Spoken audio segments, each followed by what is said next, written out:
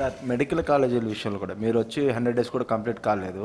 అంటే లాస్ట్ గవర్నమెంట్లో తీసుకొచ్చిన మెడికల్ కాలేజీలు ఆగిపోతున్నాయి. తర్వాత మెడికల్ సీట్స్ అన్ని ఆయన ఇచ్చిన జీవో ఒకసారి చదువుకోమని. ఆయన ఒక జీవో ఇచ్చాడు, ఆయన ముఖాన్ని తగిలిస్తా రాష్ట్రాన్ని తిప్పేదానికి. ఆ జీవో పెట్టి ముఖంలో తగిలిస్తే ఆ జీవోని కాకుండా ఏం అమలు చేసావో చెప్పానండి పని. నేను స్ట్రైట్ కోసం అంటే ఆయన బాడీకి గట్టేసి తిప్పుతాం ఆ జీవోని. ఏ జీవో ఇచ్చాడో మీరే చదువుకోండి ఒకసారి పేపర్లో. మీరు కూడా చదివితే మీకు కూడా ఒక ఐడియా వస్తుంది. అప్పుడు నేను చెప్తాను.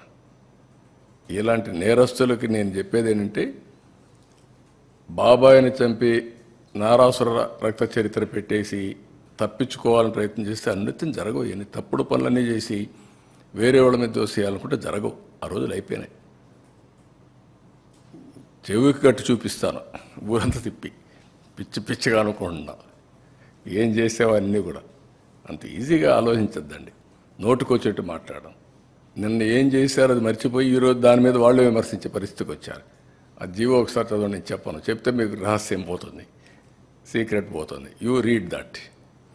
What issued the GO in private colleges, you read that,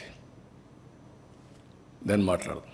పబ్లిక్లోకి పర్టికులర్గా ప్రభుత్వం మీద ఒక నెగిటివ్ ప్రచారం నేను కాదా, నువ్వు చదువయ్యా, చదువు. నేనని కదా సార్, అంటే ప్రభుత్వం పైన మీరు కష్టకాలంలో క్రైసిస్ నుంచి నేనేమంటానంటే, అంత ఇరిటేట్ అయిపోవాల్సిన పనిలే వీళ్ళ గురించి. ఇరిటేట్ అయిపోతే వచ్చేది కూడా ఏం లేదు. వీళ్ళు చెల్లని కాసులు ఇవే చేస్తారు. నేరస్తులు ఏమంటారు, ఇదే చేస్తూ ఉంటారు.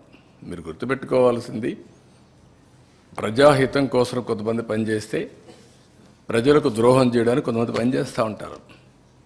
ఇప్పుడు కాదు, కలియుగంలో కాదు, త్రేతాయుగంలో కూడా చూసాం, ద్వాపరయుగంలో కూడా చూసాం. ఆ రోజు కూడా యజ్ఞాలు చేసేవాళ్ళు రాజులు, రాక్షసులు వచ్చి చెడగొట్టేవాళ్ళు. రాక్షసుల మీద పోరాడుతూ యజ్ఞాలు చేసే పరిస్థితి ఇప్పుడంతే. It is a continuous process.